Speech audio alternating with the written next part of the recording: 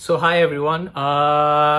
So in this video, I'm going to talk about my flight with Turkish Airline. So recently, I was flying Turkish Airline. I was flying from Moscow to Istanbul and Istanbul to Hong Kong. So this is not a deep dive analysis of Turkish Airlines and its service. It is plain and simple my sharing of what my experience with Turkish Airlines has been. And different people at different point in time would have different experiences. I'm just going to talk about my simple experience of one very long flight with Turkish Airlines. So Moscow, as I mentioned, has 4-5 international airports, all operational airports. So when I was flying into Moscow, I was flying in with Aeroflot. And I was flying into SVO, and while I was flying out, it was VKO, Vukonov Airport, Vukonov International Airport. That's where Turkish Airline operates for Moscow. It's far south of the Moscow city. There is no time difference between Moscow and Turkey, Istanbul. So if it's 4 o'clock in the afternoon Moscow time, it's 4 o'clock Istanbul time. So our flight was around 4:15 in the afternoon from VKO Moscow International Airport, Vukonov International Airport, Moscow. 3 hours flight. I was flying an Airbus A320, if I'm not wrong, with Turkish Airline. Cabin crew was nice, hospitable, very well spoken.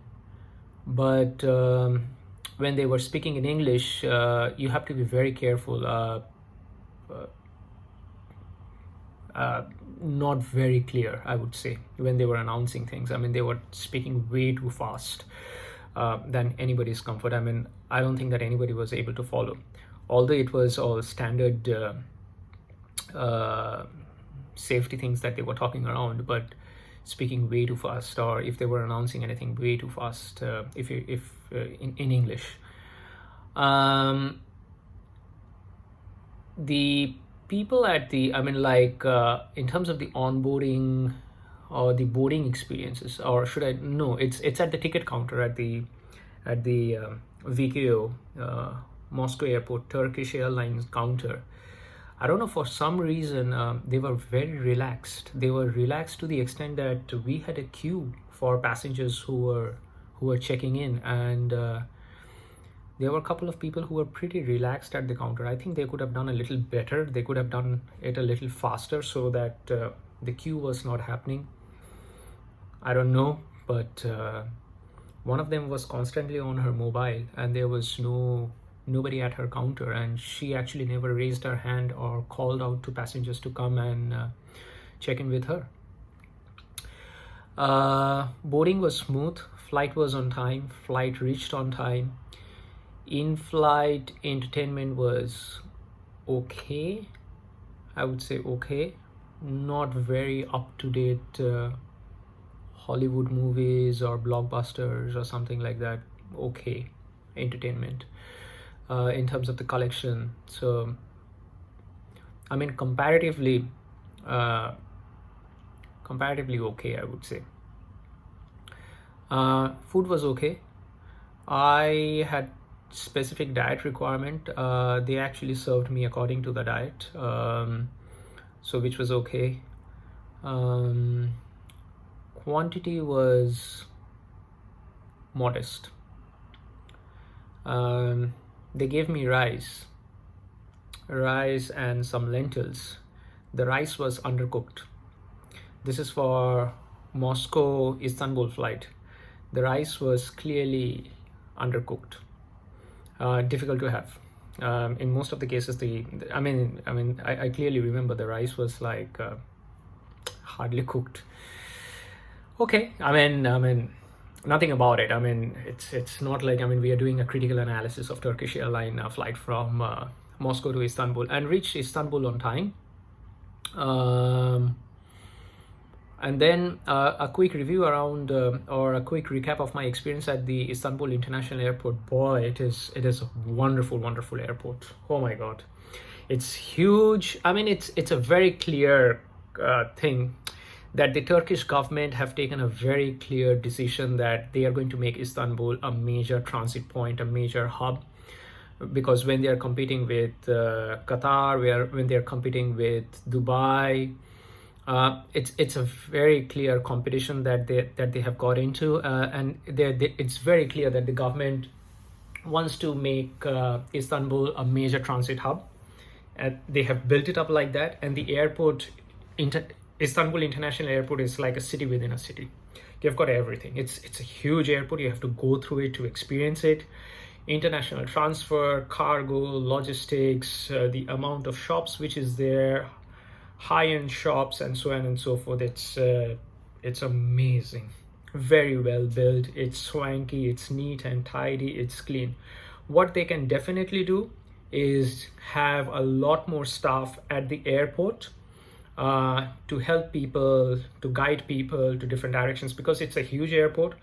And when you are aspiring yourself to become a large international transit hub, of being the connection between East and the West, of being a connection point between South Asia and the Gulf, or onward journey to Europe, not actually Gulf, but onward journey to Europe from East Asia, it is definitely worthwhile to have people at the airport, like airport service managers or support staff, who can help, because people come from different parts of the world, different language, they would have different way of understanding signs, and so on and so forth.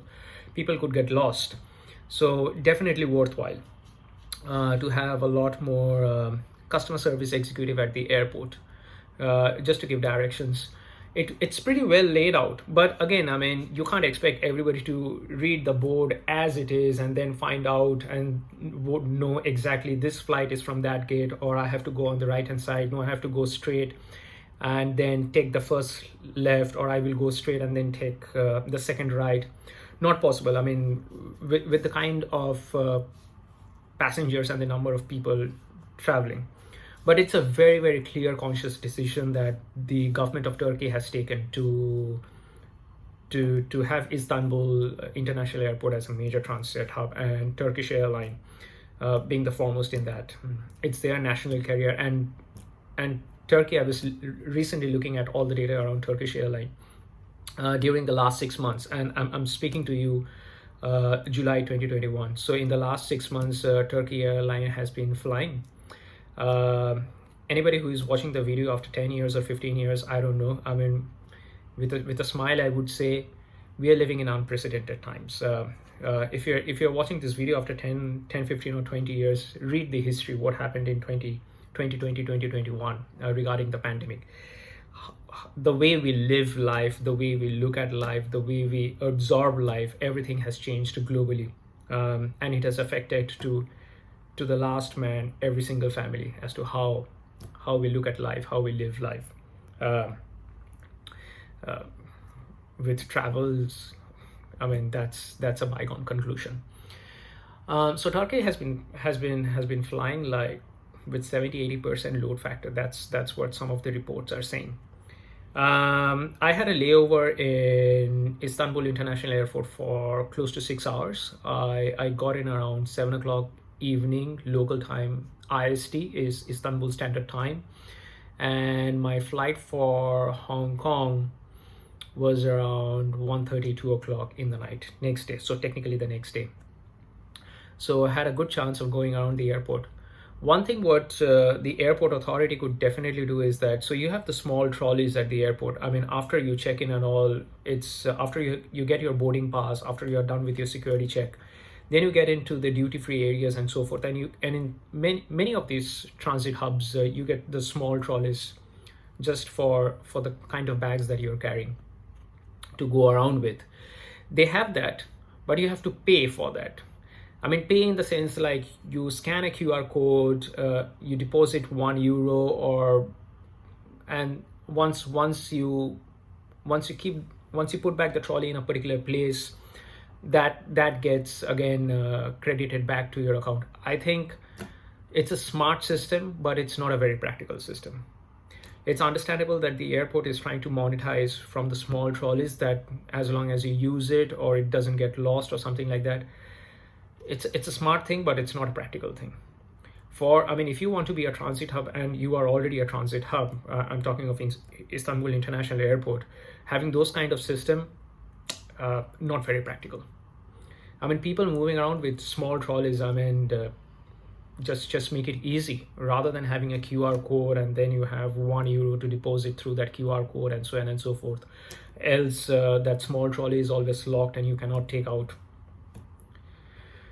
I don't know. I mean, like, I spoke to a couple of people around while I was waiting, and everybody had the same view. I spoke to like 5-6 people. All of them said that, yeah, I mean, the trolley thing is like, it's smart. They're trying to be using smart tech, but it's not practical. That entire idea is not practical. Very well laid out. Various kind of cuisines were available. Huge restaurants. As it happens, I think it was expensive. Many of the stuffs were expensive. Now you would say that that's a bygone conclusion. Not necessarily. I mean, I have traveled through airports wherein some of the stuffs were like pretty reasonable. Airport shopping could be always on the expensive side of it. There could be a markup. I don't know. I have a separate opinion around it. And then our boarding was on time for Hong Kong. It was Boeing 777. I don't remember, but it's one of a life-changing flight that I took. I think the flight was so Istanbul, Bangkok. You don't get to deplane in Bangkok, so it's like more of an operational and a technical halt in Bangkok for 90 minutes. And then from Bangkok to Hong Kong. So it's, I mean, in a way, it's a direct flight, you could say. I did check with the cabin crew for the Istanbul, Hong Kong. They said that they could have passengers or they may not have passengers, but not very clear. But yes, when we stopped in Bangkok, there was no passengers who got on board. Neither there was any passengers who deplaned. So coming to that, passengers deplaning, it's one of the experience. As I mentioned, if anybody is viewing this video after many years, it's a unique time that we are living. Thanks to Turkish Airline that they are operating. I mean, really thanks to Turkish Airline that a lot of people are able to make that travel which they have to take, as because most of the travel now is necessary travel. It's not a leisure travel. That leisure travel is completely gone. I hope it is back soon. Boeing 777. I forgot the full configuration. It was 3 + 3 + 3. That was the configuration. 3, 3, 3. Wide body. Take a guess as to how many passengers were boarding from Istanbul to Hong Kong. The flight has a capacity of around 300, approximately, a little more than 300. I mean, I've given an approx figure, maybe between 280, 290 seats to 310, 320 seats or something like that. I may be wrong, but just doing a back of the envelope calculation, it's around 300-seater. There were 20 passengers. I'll try to see if I could upload a couple of photos. I asked the cabin crew to take a couple of photos while I was sitting at my designated place seat. 20 passengers in all in an aeroplane which can have 300 passengers. Unprecedented time. I think this is one of the experiences, and I hope this experience doesn't have to repeat, because I want airline to survive, I want travel to survive, I want things to be normal. Of course, but it's an experience. I won't say that an experience to cherish. In a way, it was helpful because it was like a 14-15 hour flight, so it was empty. I mean, my entire seat was empty, so it was very comfortable for me in that way. 14-15 hours of a long flight, full flight, you could get cramped. It could be very annoying at times, depending on what kind of neighboring passengers you have. But from a larger macro point of view, I would say that hope this time gets over soon. Flights are full, passengers are flying, everybody is flying in the way that they should be in normal times. So yeah, the reason I'm doing this video, because it was a very long flight and a lot of things to talk about. So they gave us this one. So it has those vanity kit, I would say. Your eye cover, a quick sleeper, socks, toothpaste, toothbrush, which happens for long international flight, very standard ones. Safety and hygiene kits. They gave it for the Moscow, Istanbul, and Istanbul, Hong Kong. Very standard one. Everybody is doing it. The quality of mask is very good in this one. I must say that the quality of mask, because I've been traveling very recently, couple of flights. They just give it just for the sake of giving it. But Turkish has put in something. So these are small things which stands out. These are small things which stands out as to what is the kind of a sanitizer that you're giving, what is the kind of a mask that you're giving. Are you just giving just for the sake of giving it, a poor quality one, or have you really spent on that mask? And I would say that the quality of the mask is good. Yeah. So just one note. So Istanbul International City, Istanbul International Airport. See, I slip of tongue. I said city. It's actually like a city within a city. Oh, one particular thing, especially for international transit airports, they could be a little finicky about security. Understandable, because you have a lot of passengers moving in and out, but people were very pleasant at the security check. You take out your laptop, you put in your bags and everything through the scanner and all. Absolutely fine. Makes a difference, because when the security official have to check anything with you, if they speak to you with a smile, it makes a lot of difference. You could be security at the airport, but if you speak with a grumpy face versus somebody who speaks with a smiling face, it speaks a lot about the country, the culture, what they want to do, the airport administration. And that is what happened at the Istanbul airport. The security spoke to me with a smile. They had one or two questions or something like that. What is in here, or this and that. They spoke with a smile. I gave them the answer. Brilliant. Fine. Makes a lot of difference. Small things. People talk about customer service. I'll try to do some. You will hear from me on customer service a lot. It really makes a lot of difference. It really stands out. And then the cabin crew always spoke with a smile, but again, the way they spoke English was way too fast for anybody to have an understanding and grasp. Not clear. In-flight announcement was not clear.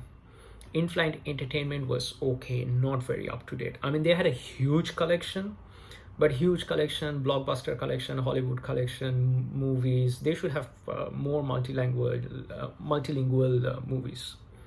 Definitely, they should have a lot more multilingual movies. Definitely, they should have a lot more music, which I think they can do better. I mean, Turkish Airline, they're doing so good. They can definitely do better.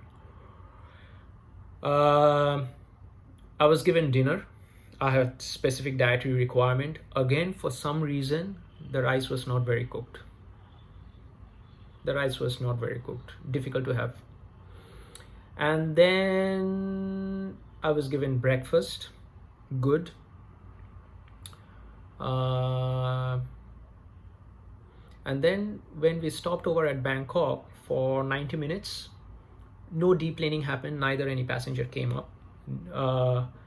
From Bangkok to Hong Kong was around 2.5 hours.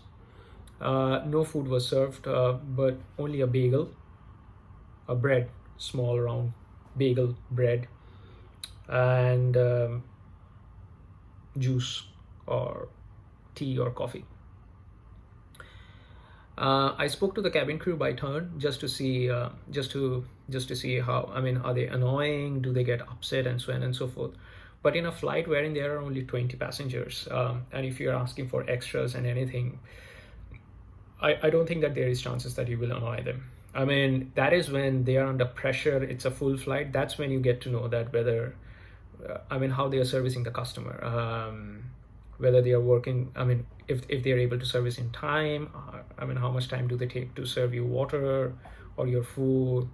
or you call upon them, are they talking to you with a smile or not? But yeah, in an empty flight like this, they serviced well at any given point in time. Whatever I asked them, and absolutely fine. Blankets were given. I used it. It was an empty flight, so I used all my 3 seat, and I had a good nap.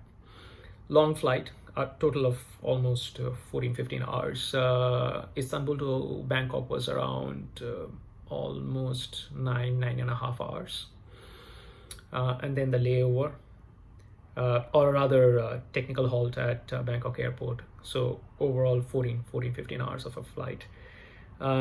Turkish Airline is clearly doing very well. It's very clear that the Turkish government, along with the Turkish Airline and the management and the airport management, have transformed Turkey, Istanbul International Airport, into a major transit hub connecting East Asia, South Asia with Europe and forwards. There will be competition. There is competition. Are they attuned to the competition? I don't know. Hopefully they are making the small changes. What I definitely thought was missing was the in-flight announcement from the captain of the flight. This is long 9-hour flight. You could definitely speak to the passengers a couple of times, especially before you take off. Like, what is the route that you're going to take? Of course, I mean, the map route and everything goes live and all. But an announcement from the flight deck, the captain himself, if he says that our flight is going to be for 9 hours and these are the countries that we are going to cross over, that definitely makes a difference. You always love to hear from the flight deck, either from the first officer or from the second officer, talking about what are the countries that you're going to fly and so on and so forth, what kind of weather condition that you're expecting. They did say, but it was like just a couple of seconds the captain talked about for such a long journey. I would say definitely announcement from the flight deck could be a lot more. It gives you, passengers get a feeling of being with the flight. It's touchy, that it's so exciting that you're going to fly over XYZ country. This is the route that we are going to take and so forth. And plus you can visualize in front of the in the in-flight entertainment, in the screens or in the larger screen in front.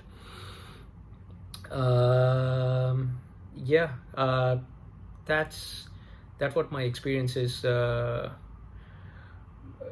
Toilet was clean, the lavatory was clean. Again, hardly any passengers. So I mean, that's why I said I'm not going to deep dive, but definitely those are the couple of things that they should they can definitely. I think that they may be aware of it. The in-flight entertainment, the food that they are serving. I mean, for me it was hardly cooked. In-flight announcement could be a lot more clearer. It could be a lot more slowly. It could be said, you don't have to rush through it. And announcement from the flight deck are a few things. Small things makes a lot of difference. But yeah, taking care of the quality of the mask that you're giving, that stands out pretty well. Overall, very good experience. Good journey with Turkish Airline. Best wishes to Turkish Airline. Hope you keep growing. Thank you very much for flying us during this very, very challenging time. Thank you to the management of Turkish Airline having taken this decision that we will fly. I mean, they could have easily grounded themselves and said that let's wait. And thank you to the Turkish government also, and thank you to Istanbul International Airport management to have such a wonderful large airport, maintain it. Hope you keep expanding. Thank you to the Turkish government having had that vision and going ahead and implementing it and executing it so well. And again, thank you to Turkish Airline. Until next time, thank you guys. Hope you found it useful whenever you're traveling next time, and if you have to take a flight, hope this video helps you. At least you know what you're expecting from Turkish Airline, or if you have to fly through Istanbul International Airport. Take care. Bye bye. See you.